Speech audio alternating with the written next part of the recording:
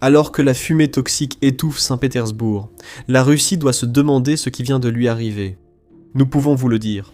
L'Ukraine vient de frapper un port sur la rivière Neva en Russie avec une telle force que Saint-Pétersbourg est devenu invivable du jour au lendemain. La guerre est arrivée en Russie, et les habitants de Saint-Pétersbourg craignent désormais l'Ukraine. Et ils ont raison. Il y a beaucoup d'autres drones ukrainiens prêts à être utilisés, et il y a de fortes chances qu'ils atteignent à nouveau Saint-Pétersbourg, et ce, d'ici peu. Saint-Pétersbourg pourrait dire « plus jamais ça ». Désolé. Mais son vœu ne sera pas exaucé.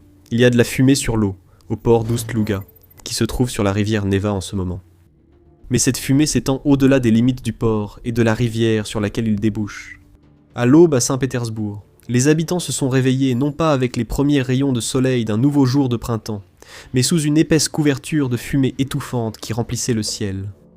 L'agitation habituelle de la ville a été remplacée par un calme étrange, empreint de terreur, alors que les citoyens regardaient par les fenêtres un nuage noir que le soleil ne parvenait pas à percer.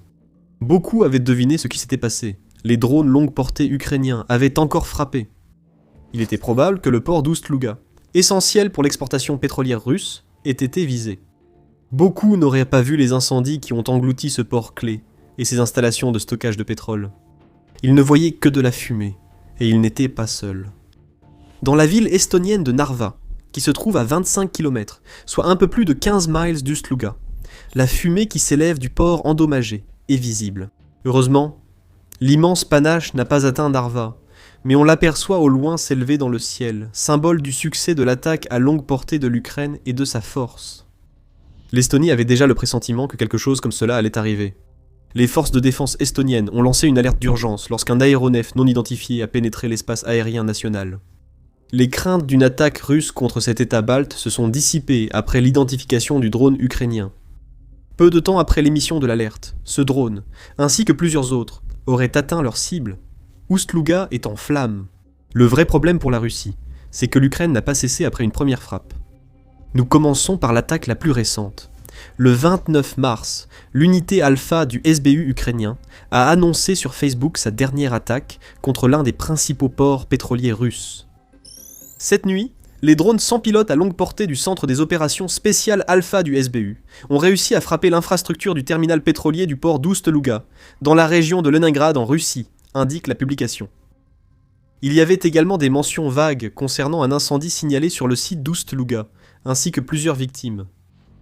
La Russie a cherché à minimiser la situation. Le gouverneur régional, Alexandre Drozdenko, a simplement mentionné des dégâts à Oust-Louga. Il a souligné que la défense aérienne russe aurait abattu 31 drones ukrainiens au-dessus de l'oblast de Leningrad cette nuit-là. À 7 h du matin heure locale, les secours luttaient encore contre les incendies causés par l'Ukraine, tandis que les habitants de Saint-Pétersbourg toussaient au petit déjeuner à cause de la fumée épaisse. Plus de détails sur l'attaque de l'Ukraine proviennent de News Sky. Il rapporte que des drones ukrainiens sont arrivés à Saint-Pétersbourg vers 2h30 locale, puis se sont vite dirigés vers le port d'Oust-Louga. Les habitants qui étaient encore éveillés à cette heure tardive et assez proches pour voir les drones approcher sont montés sur les toits et se sont penchés par les fenêtres pour filmer ce qu'ils pouvaient voir. De vifs éclairs sont apparus à l'horizon tandis que le bruit de 6 explosions distinctes retentissait. Après les premières explosions, des incendies secondaires sont survenus. Des habitants ont dit que ce qu'ils entendaient ressemblait à une salve d'artillerie. Au moins 10 véhicules aériens sans pilote, ou drones, ont été lancés par l'Ukraine. Et, fait intéressant, ils ne proviendraient peut-être pas du territoire ukrainien. Nous y reviendrons bientôt.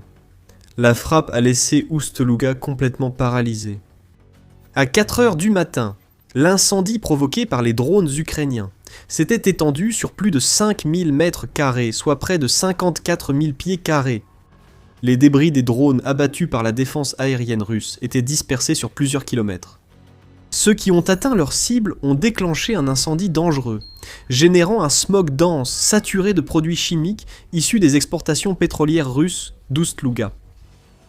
La Russie a été contrainte de cesser ses opérations à Oust-Louga pendant que ses autorités luttent contre l'incendie, et c'est la dernière chose que Poutine souhaite faire. C'est un port qui, selon Reuters, traite environ 700 000 barils de pétrole par jour. En 2025 seulement, il a expédié 32,9 millions de tonnes de produits pétroliers à des clients heureux d'aider la Russie à contourner les sanctions pour profiter de réductions. Oust-Louga est aussi crucial pour l'exportation de gaz russe. Selon The Military Show, le port, qui comprend 18 grands réservoirs de stockage et dispose de 9 quais, pouvant accueillir des pétroliers pesant jusqu'à 150 000 tonnes, est également proche de l'usine de traitement de gaz d'Oust-Louga, exploitée par Gazprom. L'Ukraine a aussi frappé l'usine. Le 25 mars, ces drones ont frappé fort, détruisant une installation qui traite jusqu'à 45 milliards de mètres cubes de gaz naturel chaque année. Ce n'est pas une attaque isolée de l'Ukraine. Les habitants de Saint-Pétersbourg et de l'oblast de Leningrad sont terrifiés car l'Ukraine frappe Oust-Louga à répétition. Ce que nous voyons ici avec ce type d'attaque, ce sont des millions de dollars de pétrole et de gaz qui partent en fumée. Nous ne parlons pas seulement des conséquences directes, même si détruire les installations de stockage russes dans les ports et les usines de traitement du gaz reste important. Avec le port d'Oust-Louga fermé, la Russie ne peut plus expédier son pétrole hors de la région. Cet or liquide doit être redirigé vers d'autres ports, causant des pertes de millions de dollars, pendant que les acheteurs du pétrole russe attendent un pétrole qui n'arrive pas. Voilà à quoi ressemble la dégradation systématique d'une industrie entière par les drones ukrainiens, et Oust-Louga est vulnérable. Nous le savons, parce que ce n'est pas la première fois que l'Ukraine frappe ce port. Selon Radio Free Europe Radio Liberty, cette dernière frappe contre le port est la 3e en seulement une semaine, alors que l'Ukraine vise les exportations de pétrole de la Russie. Ce n'est pas un hasard si cela arrive maintenant. La Russie profite financièrement de son pétrole et de ses produits raffinés depuis le début de l'opération Epic Fury en Iran. Cette opération a entraîné un blocus du détroit d'Ormuz, ce qui, à son tour, a fait grimper le prix du baril de pétrole à plus de 100 $. Malgré les fortes remises sur son pétrole sanctionné, la Russie gagne de l'argent, vendant chaque baril 20 à 30 $ de plus qu'en début d'année. L'Ukraine devait mettre un terme à cette situation, et la meilleure façon qu'elle ait trouvée est de frapper l'un des ports pétroliers les plus importants de la Russie avec des frappes dévastatrices à répétition. Oust-Louga n'est pas le seul port visé par l'Ukraine non plus. Un autre terminal pétrolier clé de la mer Baltique, à Primorsk, a également été visé par les drones ukrainiens, provoquant des incendies et des arrêts similaires à ceux que nous voyons à Oust-Louga. L'Ukraine envoie un message à Poutine ici. En réalité, il y en a deux. D'abord, la Russie ne pourra pas profiter du chaos pétrolier provoqué par la guerre en Iran. L'Ukraine peut désormais frapper le pétrole russe plus loin en Russie que Poutine ne l'aurait pensé. L'impact de la dernière frappe de l'Ukraine est immense, sans commune mesure avec presque tout ce que l'Ukraine a fait contre la Russie jusqu'à présent. Avant d'approfondir ce sujet, voici un rappel. Vous regardez The Military Show. Si vous n'êtes pas encore abonné, c'est le moment idéal pour cliquer sur le bouton afin de ne jamais manquer une vidéo. À Oust-Louga, l'Ukraine a endommagé les 2 principaux quais du port, ainsi que des réservoirs et des postes de transformation essentiels au chargement du pétrole russe sur les pétroliers. 6 pétroliers étaient en chargement lors de l'attaque ukrainienne, rapporte News Sky, et ont tous été évacués. Au moins 15 navires sont désormais à l'arrêt dans la baie près du port. Ils ne viendront pas charger de sitôt. Le port d'Oust-Louga brûle encore. Si vous voulez un navire fondu et des membres d'équipage morts, naviguer vers Oust-Louga, c'est le moyen le plus rapide pour ça.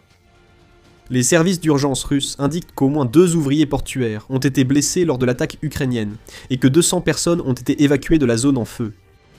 Leningrad est en état d'urgence en ce moment, et l'ampleur de la pollution enregistrée à Saint-Pétersbourg montre au peuple russe que la guerre déclenchée par leurs dirigeants peut revenir les hanter, même s'ils n'ont pas été envoyés sur le front.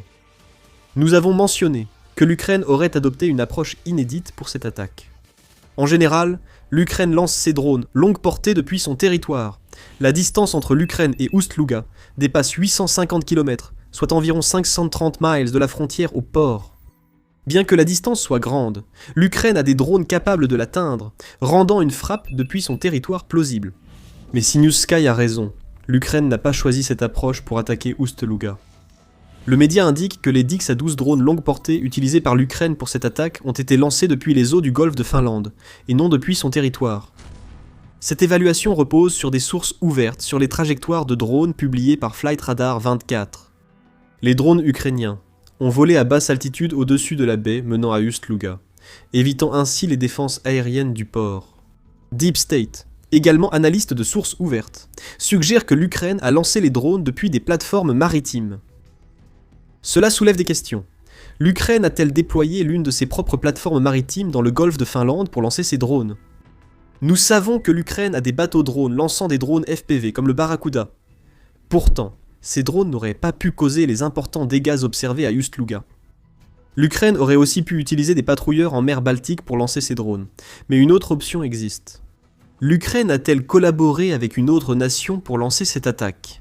Sky News suggère que c'est possible, et précise que l'Ukraine aurait dû utiliser les eaux finlandaises et estoniennes pour rendre possible la frappe qu'elle décrit. La Finlande ou l'Estonie ont-elles alors apporté une aide directe dans cette affaire ? Savait-elle que l'Ukraine envoyait des plateformes maritimes pour lancer des drones dans ses eaux ?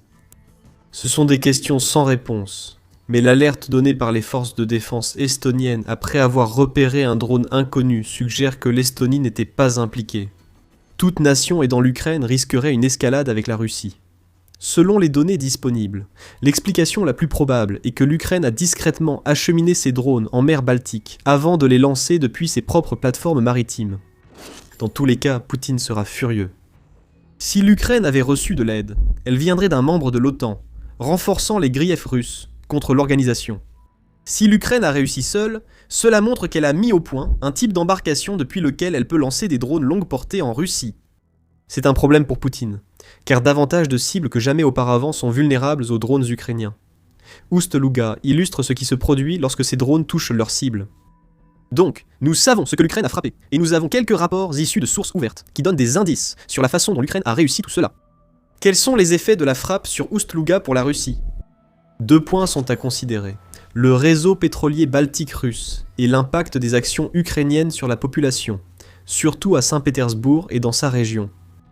Concernant le pétrole baltique, nous avons mentionné que l'Ukraine n'a pas uniquement ciblé Ust-Luga cette semaine. Elle a également frappé un autre port pétrolier à Primorsk. Et le 26 mars, on a appris que les drones ukrainiens avaient aussi touché la raffinerie de pétrole, Kirishi Petroleum Organic Synthesis, qui se trouve au sud-est de Saint-Pétersbourg. Cette raffinerie fabrique des carburants comme l'essence et le diesel, que la Russie envoie depuis ses ports baltes pour approvisionner ses troupes en Ukraine et exporter ailleurs. Nous voyons ici une campagne coordonnée dans toute la région baltique de Russie, visant à détruire toute l'infrastructure pétrolière locale. Il y a une raison majeure pour laquelle l'Ukraine vise ces ports baltes. Ils représentent actuellement sa principale voie d'exportation pétrolière de la Russie.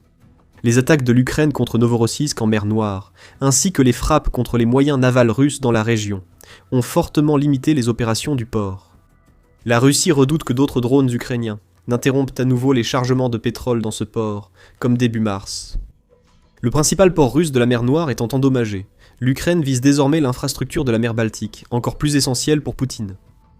Les ports d'Ust-Luga et de Primorsk gèrent une grande partie des exportations pétrolières russes, essentielles pour ses ventes à l'étranger. La Russie a peu d'alternatives viables, surtout pour fournir les marchés européens. Oui, elle possède des ports, dans les régions du Pacifique et de l'Arctique, mais ces derniers ne sont pas vraiment faciles d'accès en hiver, et dans les 2 cas, cela pose à la Russie le problème de devoir transporter le pétrole sur des centaines, voire des milliers de kilomètres supplémentaires avant même qu'il puisse être chargé. La région baltique sont essentielles depuis l'invasion lancée par Poutine. Pour vous donner un contexte, la Russie gagne actuellement environ 760 millions de dollars par jour grâce à son pétrole et gaz, en partie grâce au blocus du détroit d'Ormuz par l'Iran. Faisons un peu de calcul. 40% de 760 millions, ça fait 304 millions. C'est la valeur du pétrole que la Russie ne peut exporter tant qu'Ust-Luga et Primorsk restent affectés par les frappes de drones ukrainiens et les incendies. En élargissant à une semaine de réparation, probablement sous-estimée, cela représente environ 2,128 milliards de dollars de pétrole non expédié. Pour un mois de 30 jours, ce chiffre monte à 9,12 milliards de dollars. Et si l'Ukraine frappe Ust-Luga et Primorsk encore et encore pendant toute une année, cela représente presque 111 milliards de dollars de pétrole pour lesquels Poutine doit trouver des itinéraires alternatifs pour les vendre. La seule capacité des autres ports russes empêche l'exportation totale du pétrole russe si les ports baltes ferment. On ne peut pas simplement déplacer des millions et des millions de barils vers d'autres ports et s'attendre à ce qu'il n'y ait aucun problème logistique. Ce que l'Ukraine fait à Ust-Luga et ailleurs dans la région baltique de la Russie empêche Poutine de tirer profit d'une opération qui n'a rien à voir avec la Russie ou l'Ukraine et tout à voir avec l'Iran. Comme déjà dit, le moment de ces frappes n'est pas une coïncidence.